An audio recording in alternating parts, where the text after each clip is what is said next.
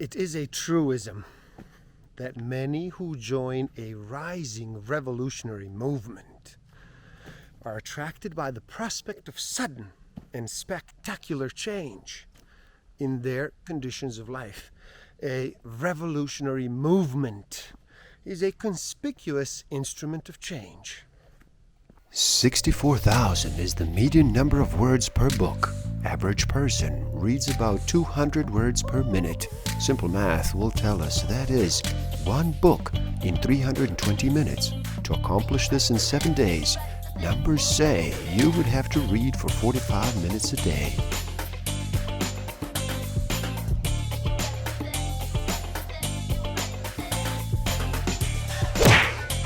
Don't forget to subscribe. Hit that notification button, like, comment, and share. Enjoy.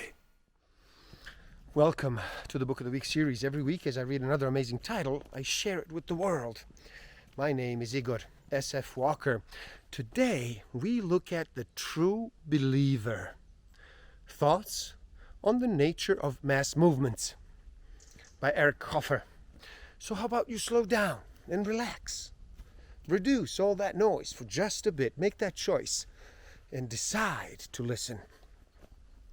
In this video, we look at the peculiarities common to all mass movements, be they religious movements, social revolutions, or nationalist movements.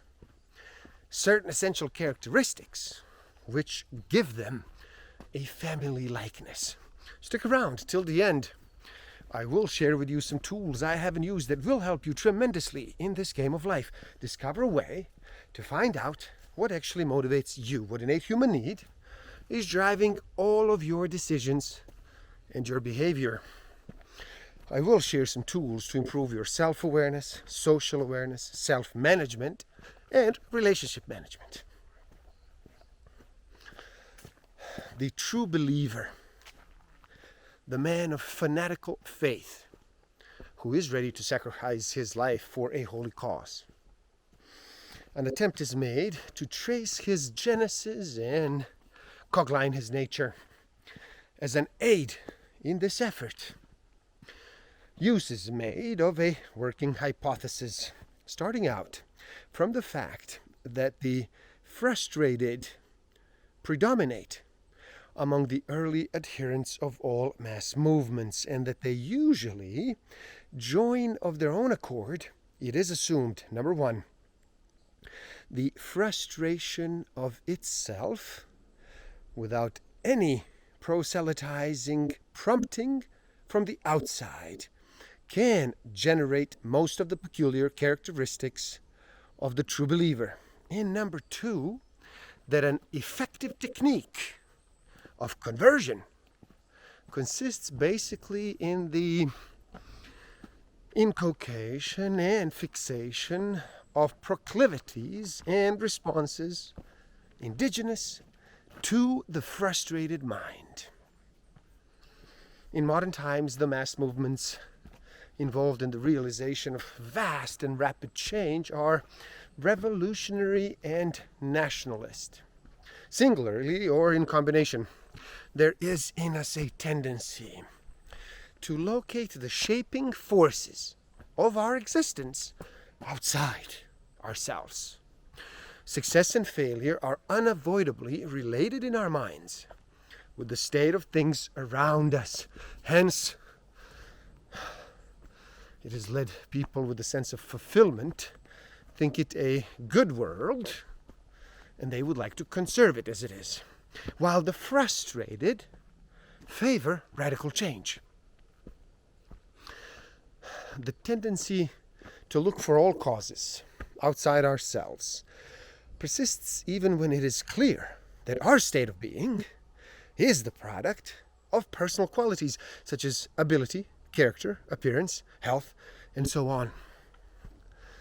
The difference between the conservative and the radical seem to spring mainly from their attitude towards the future. Fear of the future causes us to lean against and cling to the present, while faith in the future renders us receptive to change. Now both the rich and the poor, the strong and the weak, they who have achieved much or little, they can all be afraid of the future. For men to plunge headlong into an undertaking of vast change, they must be intensely discontented, yet not destitute. And they must have the feeling that by the possession of some potent doctrine, infallible leader, or some new technique, they have access to a source of irresistible power. They must also have an extravagant conception of the prospects and potentialities of the future.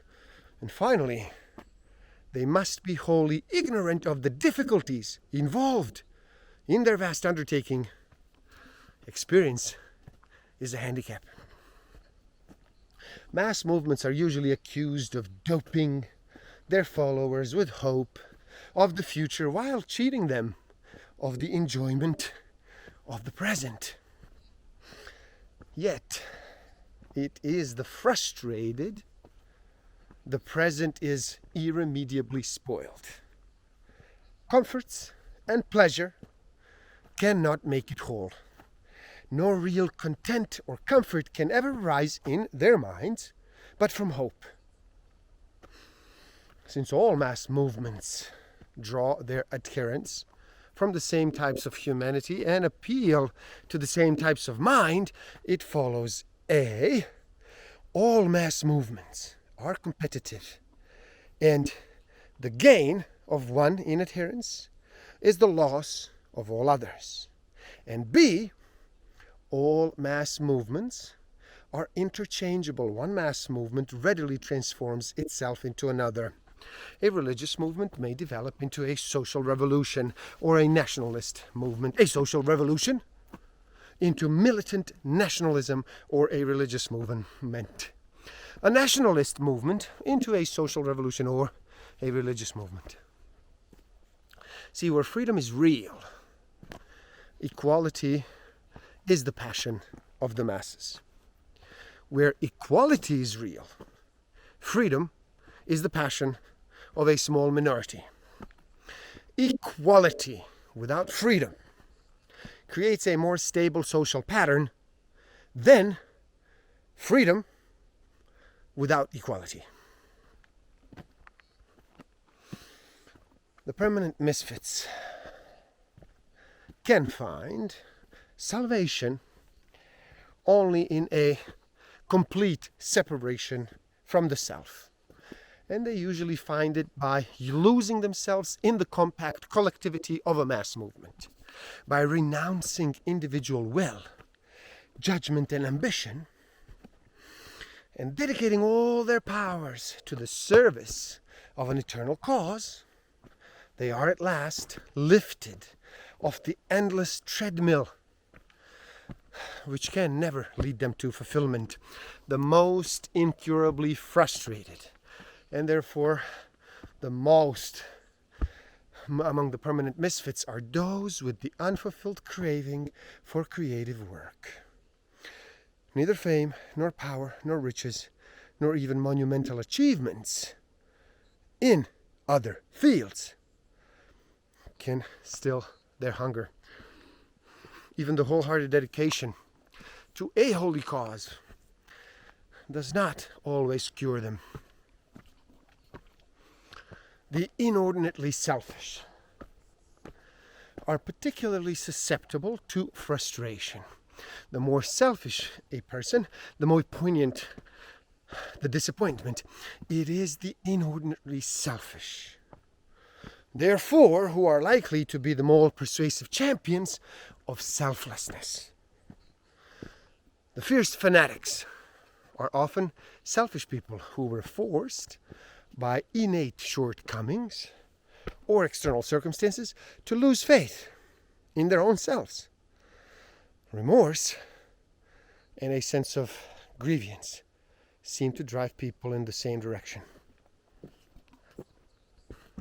It sometimes seems that mass movements are custom made to fit the needs of the criminal, not only for the catharsis of his soul, but also for the exercise of his inclinations and talents, the technique of a proselytizing mass movement aims to evoke in the faithful the mood and the frame of mind of a repentant criminal. Now, the subject of self-sacrifice, the technique of fostering a readiness to fight and to die, consists in separating the individual from his flesh and blood self, not allowing him to be his real self. Now, this can be achieved by the thorough assimilation of the individual into a compact collective body, by endowing him with an imaginary self, make-believe, by implanting him a depreciating attitude towards the present, and revetting his interests on things that are not yet, by interposing a fact-proof screen between him and reality, a doctrine, and by preventing, through the injection of passion, the establishment of a stable equilibrium between the individual and his self, fanaticism. To ripen a person for self-sacrifice, he must be stripped of his individual identity and distinctness. When the individual faces torture or annihilation, he cannot rely on the resources of his own individuality. His only source of strength is in not being himself, but actually part of something mighty, something glorious and indestructible. Faith here is primarily a process of identification, the process by which the individual ceases to be himself and becomes part of something eternal. Faith in humanity, in posterity, in the destiny of one's religion, nation, race, party, family.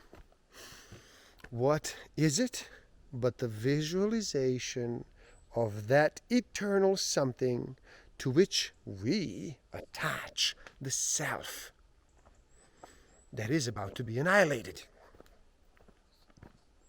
In the practice of mass movements, make-believe plays perhaps a more enduring role than any other factor.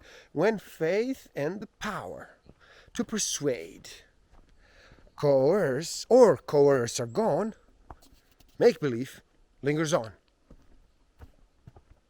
The chief preoccupation of an active mass movement is to instill in its following a faculty for united action and self-sacrifice. And it achieves this faculty and this facility by stripping each human entity of its distinctness and autonomy and turning it into an anonymous particle with no will and no judgment of its own. The result is not only a compact and fearless following, but also a homogeneous plastic mass that can be kneaded and molded at will. The human plasticity necessary for the realization of drastic and abrupt changes seems therefore to be a byproduct of the process of unification of the inculcation of a readiness for self-sacrifice. All this fervor and all this fanaticism are therefore clustered around this lifeline. His striving for utmost unity is more intense than the vague longing of the frustrated for an escape from an unattainable self. The frustrated individual still has a choice. He can find a new life not only by becoming part of a corporate body, or also by changing his environment, or by throwing himself or her into some absorbing undertaking. The unified individual, on the other hand, has no choice. He must cling to the collective body, or like a fallen leaf, wither and fade.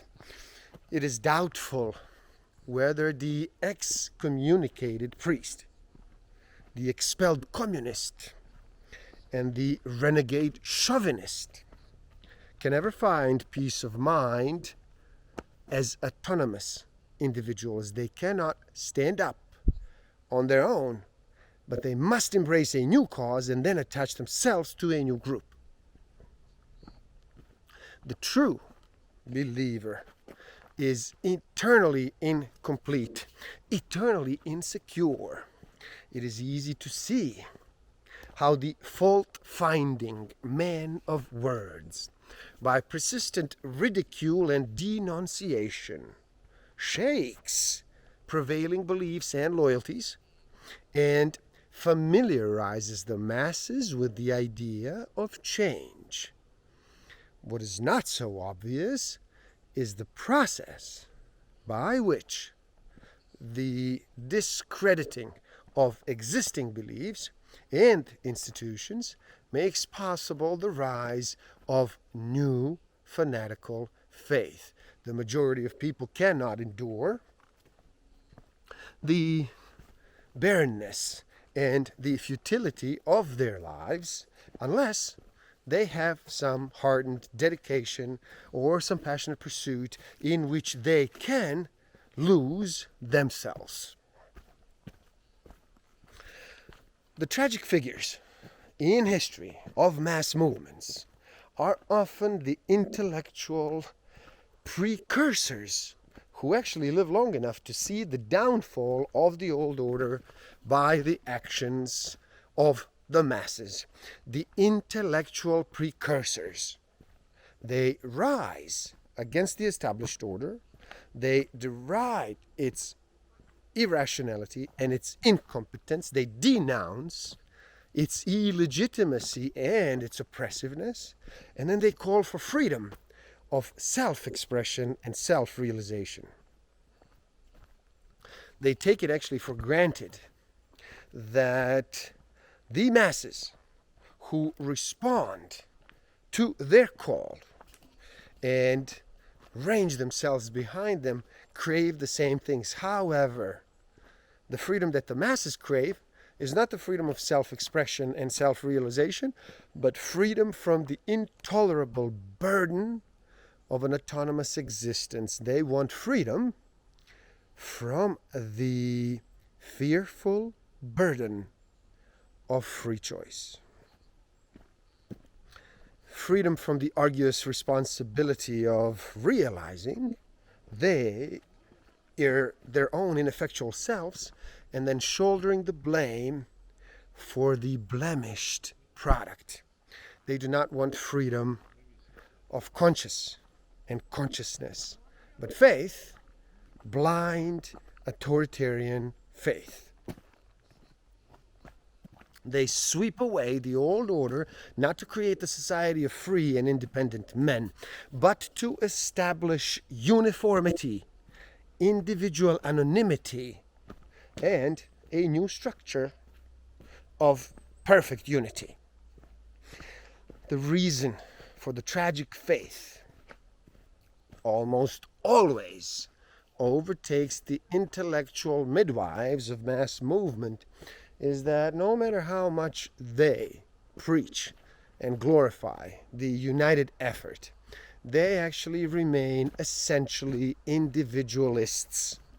They believe in the possibility of individual happiness and the validity of individual opinion and initiative.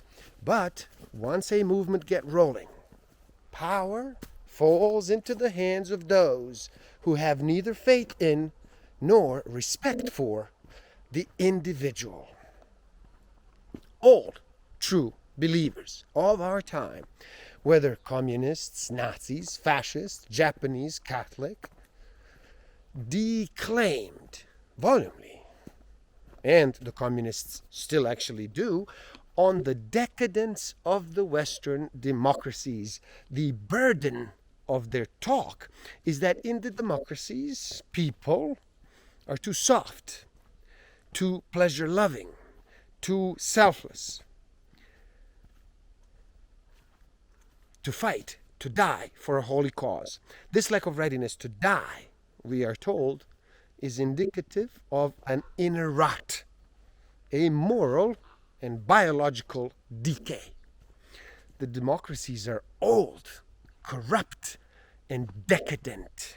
They are no match for the viral congregations of the faithful who are about to inherit the earth.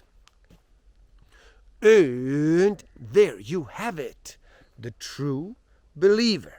Please do help out. It is easy. Simply like this video so more people can enjoy it. If you have enjoyed it, if you have liked it, if you have found value in this video, please do like it. Share it too. Spread the word. Leave a comment and share your thoughts. Start a conversation with me. Start a conversation with each other. Comment on this video. Subscribe to my channel and stay up to date. You know how to do this.